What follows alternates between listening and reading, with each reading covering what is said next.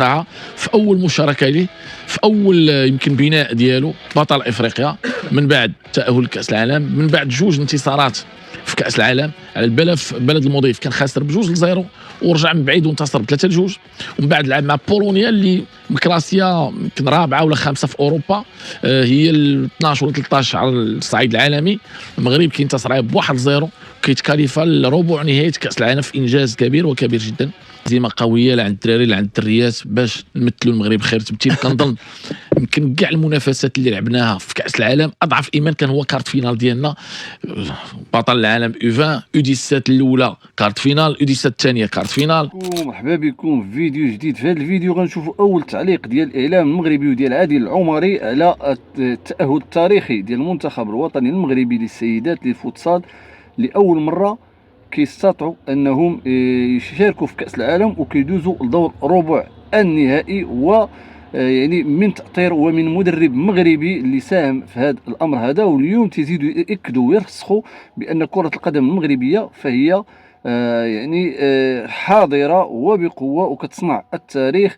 ف دورة على دورة كنشاهدوا تألق كرة القدم المغربية وتحقيق يعني أشياء اللي عمر كرة القدم المغربية ما سبق وحققتها، وهذا كله تيرجع للجامعة الملكية المغربية والظروف اللي من خلالها وفرات لهذه المنتخبات باش انهم يحققوا. شفنا المنتخب اليوفان، المنتخب النسوي هذا اللي فاز بكاس افريقيا، اليوم هو كيدوز للدور الثاني وكيحقق 2 انتصارات على المنتخب البولندي اللي كيعتبر من المنتخبات القويه والقويه جدا في اوروبا، كيحتل المركز الثالث ولا الرابع في اوروبا، وغادي يواجهوا المنتخب الاسباني. فنمشيو نسمعوا شنو قال عادل العمري على هذا التاهل التاريخي ورجعوا رياكتوا على الفيديو. بس كبير، برافو للدريات، فوز كبير وكبير جدا. حتى واحد ما كنا كننتظروا اننا غادي نوصلوا للكارت فينال ديال الكوب دي موند. الدراري الصغار هاد الدريات خسروا ب6 مع الارجنتين كارت فينال، الدراري الصغار خسروا ب6 مع البرتغال كارت فينال. كنظن بانه الدراري عزيمه قويه لا عند الدراري لا عند الدريات باش نمثلوا المغرب خير تمثيل. كنظن يمكن كاع المنافسات اللي لعبناها في كاس العالم اضعف ايمان كان هو كارت فينال ديالنا، بطل العالم U20 U17 الاولى كارت فينال، U17 الثانيه كارت فينال. المنتخب ديال الكبيرات الدور الثاني في كاس العالم في اول خروج ديالو، خصوصا الانديه ديالنا والجيش الملكي اللي هو المسيطر على كره القدم النسويه. الدراري في الصالات كارت فينال، الدراري الكبار دومي فينال، الU20 بطل العالم. كنظن انجازات كون بغيتي تحلم هذه 10 سنين انك توصل لها، ما تقدرش في الحلم ما تقدرش توصل لها، ولكن على ارض الواقع خدمه دارت نقيه، خدمه كبيره، اجتهاد كبير في جميع المجالات في جميع الفئات في جميع المنتخبات واللي فخوي هما هادو الان اللي حنا عايشين فيهم. بسم الله الرحمن الرحيم. اولا هنيئا المنتخب الوطني النسوي على التاهل اللي مستحق، وتاهل اللي يبقى يعني تاريخي بالنسبه لي في اول مشاركه في كاس العالم. ملي كتقول اول مشاركه معناه كتقول ان فريق ما عندوش ولا منتخب ما عندوش تجربه الكافيه باش انه يواجه منتخبات قويه، ومع ذلك ورغم الهزيمه في المباراه الاولى ب6 مي امنوا بالحظوظ ديالهم، والحمد لله. كنظن بان هذا الشيء اللي وصلوا ليه فهو نتيجه ديال العمل ديال الطاقم التقني والناس اللي موراهم من اداره تقنيه وجامعه اللي موفرين جميع الظروف. نتمنى لهم كل التوفيق ان شاء الله بعد في المباراه ديال الربوع ان شاء الله، ولو الخصم صعيب بزاف المنتخب الاسباني، مي علمتنا الكره خصوصا في هادشي اللي شفنا في الايفان والايديسات باننا قادرين باش اننا نواجهوا اي منتخب وننتصروا عليه. كتبقى مساله ديال خص الخبره والتجربه، مي كذلك الروح القتاليه حتى هي عامل مهم، الحضور ولا التركيز والطريقه ديال المجاراه ديال يعني الدقائق ديال المباراه هي مهمه بزاف.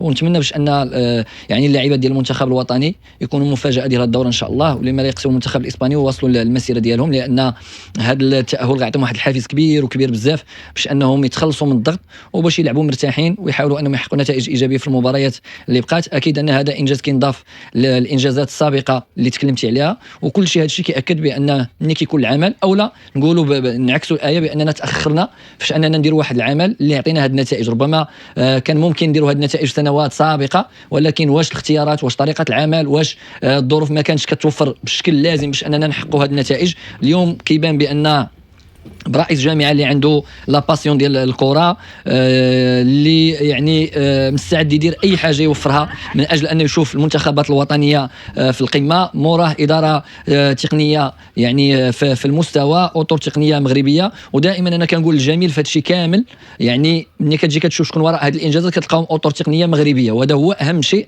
اللي كيفرح، بان عندنا الكفاءات كما كنقولوا ديما، خاص غير توفر الظروف، وكما كنقولوا غيوريونا يعني علاش قادرين، وغيوريونا المستوى الحقيقي اللي كيتوفروا عليه. وهذا غادي خصو يعطي، ماشي غادي خصو يعطي يعني واحد الاشاره الرؤساء ديال الانديه باش انهم يفكروا اكثر في يعني في الاطر التقنيه المغربيه، ويوفروا لهم الظروف على انهم يفكروا في اطر اجنبيه بمبالغ او برواتب شهريه اللي هي كبيره، وكتكون نتيجه ضعيفه رغم ما كتوفر الظروف. فكنظن ها هي الجامعه كتعطي يعني واحد الدرس، وكتعطي واحد المثال حي. غتلقى جميع المنتخبات ما استثناء واحد، وقال المنتخب ديال الدريال الكبير، جميع المنتخبات هما باطر تقنيه مغربيه، وجميع الانجازات اللي دارت لا مع وليد، لا مع طارق سكيتيوي، لا مع السي وهبي، لا غيره، كلهم اطر تقنيه مغربيه. شنو اللي كان خاص؟ هي ان توفر الظروف، يكون عندك مسؤول في المستوى وكيمنح لك الثقه، واللي قلتيها لي كيقول لك مرحبا بطبيعه الحال في اطار داك الشيء اللي هو معقول ومنطقي. اداره تقنيه فيها اطر مغربيه اللي حتى هي فاهمه اشنو خصو يدار، وعارفه طبيعه ولا العقليه ديال اللاعب واللاعبات المغربيه. ومن بعد كتجي العمل ديال الاطر التقنيه اللي عطاو نتائج كبيره وكبيره بزاف، اللي ربما سنوات هذه ما كناش كنتوقعوا ان يكونوا عندنا اطر تقنيه في هذا المستوى. او لو تقول مثلا السي وهبي اللي ما كناش كنعرفوا عليه شي حاجه كثيره غيكون هو بطل العالم، او لا طارق سكيتيوي اللي كنا كنشوفوه فيه واحد المدرب يلاه بادي خصو تجربه خصو كذا، ها هو ولا من المدربين اللي مرشح كانوا يعني مرشحين انهم يكونوا من المفروض كان خصو يكون من يعني المدربين المرشح الجائزه ديال احسن يعني مدرب في افريقيا بالانجاز اللي حقق. مي ها هو كيبان بانه اصبح من المدربين اللي عندهم خبره وتجربه وكيحقق القاب. فكنتمنى باش ان نواصلوا المسير، لان اللي صعيب هو الاستمرار. كتوصل لواحد المستوى، بالتالي هذاك المستوى ملي كتوصل ليه كتاكد بانك قادر، مادام وصلتي هنا راه قادر توصل لمستوى افضل. باش توصل لمستوى افضل اكيد خص الاستمراريه وخص العمل يتزاد، لان هنا العقليه الاحترافيه شنو هي ما كاينش الحدود في الطموح، وما كاينش الحدود في العمل.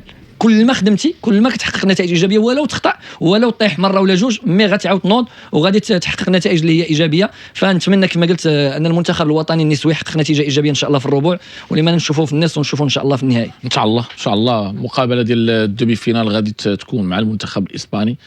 منتخب اسباني واحد من احسن المدارس الكرويه في العالم، رجالا ونساء، منتخب قوي. ولكن العزيمه ديالنا، العزيمه ديال الدريات ديالنا، المنتخب ديالنا ان شاء الله لعبوا معاهم الكره ند لند ان شاء الله. ماتش باراج كيف كنقولوا بيناتنا نهار الاثنين مع الواحد ونص ان شاء الله. المنتخب الوطني المغربي امام منتخب ديال اسبانيا. وقفتي عند واحد القضيه مهمه جدا، هي الاطر المغربيه.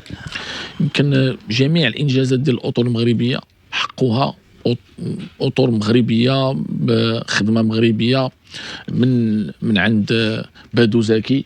وحنا راجعين بادو زكي، وليد سلامي، عموته، سكيتيوي، وعاد هاد لافاك ديال لي جون، وهبي الالعاب الاولمبيه، شيبه، سعيد شيبه حتى هو سميتو الاخر نبيل باها دابا، نبيل باها الاخر اللي كان الشرعي، عصام الشرعي اللي بطل افريقيا. جميع الانجازات الكبيره ديال الكره المغربيه حقوها اطر مغربيه. كيفاش كندوزوا للانديه باستثناءات، اذا استثنينا الوداد اللي تاقف ولاد المغرب وعطاه الكفاءه وعطاهم الامكانيات مع سي سعيد الله يذكره بالخير. فكنظن بان باقي عندنا العقليه ديال المدرب الاجنبي. كاين استثناءات، نهضروا على المدرب دابا سميتو الشعباني، كيبقى واحد من المدربين الكبار. السيد عنده جوج ديال الشامبيونز ليغ، عنده تاريخ كبير لا كلاعب ولا كمدرب، الا جا مرحبا به. ولكن اش كنشوفوا شي مدربين كيجيو عندنا للبطوله صاحبي راه مصيبه كحله، راه ما يمكنش صاحبي، وفي بلادو ما كيعرفوا حتى واحد. وفاش كيجينا كنظن بان خصنا نديروا المينيما، المينيما. فالا بغيتي تجي تدرب عندنا في البطوله وخصك تكون على الاقل دربتي في بلادك في بريمير ديفيزيون واحد 5 سنين على الاقل. وترى كاين شي وحدين راه كيجيو والله ما كيعرفوا شي واحد في بلادهم كيجيو يديروا كارير عندنا. لا راه اللي مؤسف. كان هذا هو الفيديو ديال اليوم. كما شفتوا الاخوان ديالي، فالمنتخب الوطني المغربي يحقق يعني اشياء تاريخيه، والتاريخ يدخله المنتخب الوطني المغربي من بابه الواسع. ويعني ما ولا ربع النهائي عند المنتخبات الوطنيه يعني شيء عادي. بل اننا كنشوفوا جل المنتخبات فين ما شاركت في اي بطوله فهي كتنافس على هذه البطوله هذه، او على الاقل كتبقى الرايه ديال المغرب مرفوعه عاليا ديما في جميع المحافل الدوليه. وهذا الشيء اللي كنا كنطالبوا به، وهذا الشيء اللي كنا تنقولوا بان الانتصارات والنتائج غادي تجي مع كما تيقول لك الشهيه تاتي مع الاكل. فمع التقدم في البطولات ومع المشاركه والخبره والتجربه فضروري ما انك تحقق بحال هاد النتائج هذه، واللي هي صراحه تتشرف الرايه المغربيه وتتشرف الدوله المغربيه وتتشرف كره القدم المغربيه. فكنتمناو انهم يديروا باركور جميل كذلك في المستقبل مع اسبانيا، اللي ماشي منتخب سهل، منتخب قوي وقوي جدا، ولكن لا خوف على لبؤة الاطلس ان شاء الله، ومزيد من التألق لكرة القدم المغربيه. شكرا لكم، نشوفكم في فيديو جديد والسلام عليكم.